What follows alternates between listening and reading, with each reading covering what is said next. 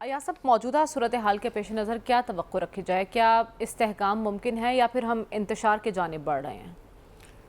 اور جن کا کام نہیں ہے، میں آپ کے کام میں مداخلت کروں گا، لڑائیاں کراؤں گا تو کیسے استحکام آئے گا؟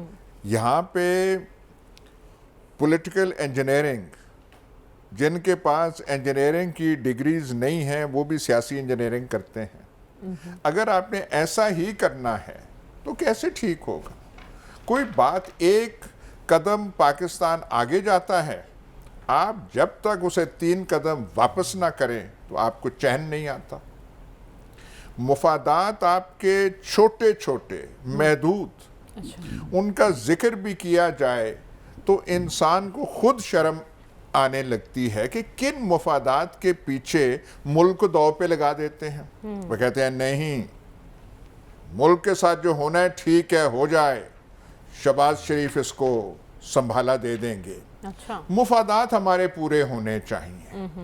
اب وہ کن مہینوں میں ہونے یا پورے نہیں ہونے کیلنڈر کی اتنا ہم جانتے نہیں، اتنی ہم وہ نالج نہیں رکھتے۔